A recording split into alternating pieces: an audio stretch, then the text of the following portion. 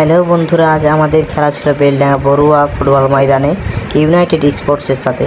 আমরা প্লেয়ারদের নিয়ে বেরিয়ে পড়েছিলাম এবং ট্রেনে অনেক ভিড় থাকার কারণে আমরা প্লেয়ারদেরকে ট্রেনের বাঙ্কারে উঠিয়ে দিয়েছিলাম। তারপর ট্রেন থেকে নামার পরে আমরা ক্লাবের উদ্দেশ্যে হাঁটতে লাগলাম এবং পৌঁছে গেলাম। অবশেষে অনেক দূর থেকে আসার কারণে ক্লাব কর্তৃপক্ষ আমাদের খাবারের ব্যবস্থা করে দিয়েছিল এবং প্রত্যেকে খুব সুন্দরভাবে খাওয়া দাওয়া করেছে।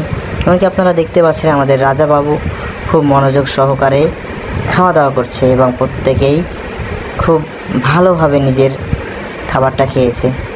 খাওয়া দাওয়ার পরে প্রত্যেকেই আরাম করে নিয়েছিল, কেননা খেলা শুরু হতে অনেক লেট ছিল।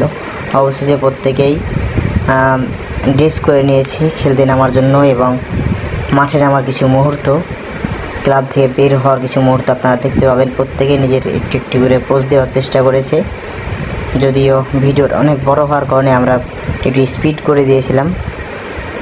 অবশেষে মাঠটা দেখতে পাচ্ছেন, খুব সুন্দর মাঠ, একবারে মনোমুগ্ধকর মাঠ। প্রত্যেকেই খেলার জন্য প্রস্তুতি নিচ্ছে, প্রত্যেকে নিজের প্র্যাকটিস চালু রেখেছে, কেননা তাদেরকে আজ সেরাটা দিয়ে খেলতে হবে।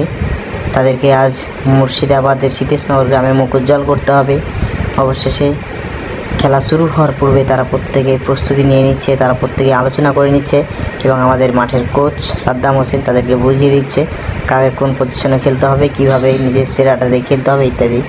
অবশ্যই তাদের সঙ্গে ছবি এবং খেলা শুরু। দুর্দান্ত খেলা, আমাদের প্লেয়াররা চোখে চোখ রেখে খেলেছে। খুব একটা ভালো দল ছিল ইউনাইটেড স্পোর্টস, তাদের সাথে চোখ রেখে আমাদের প্লেয়াররা খেলেছে এবং আমাদের প্লেয়াররাই প্রথম গোল করেছিল, যদিও তারা শেষ মুহূর্তে সেই গোলটি পরিশোধ করে। খেলার শেষে তারা অত্যন্ত খুশির সাথে মাঠ থেকে উঠেছিল, কেননা তারা এই খেলাতে অন্তত পরাজয় লাভ করেনি। অবশেষে তারা বাড়ি আসার জন্য ড্রেস আপ করেছিল এবং প্রত্যেকে একে অপরের সাথে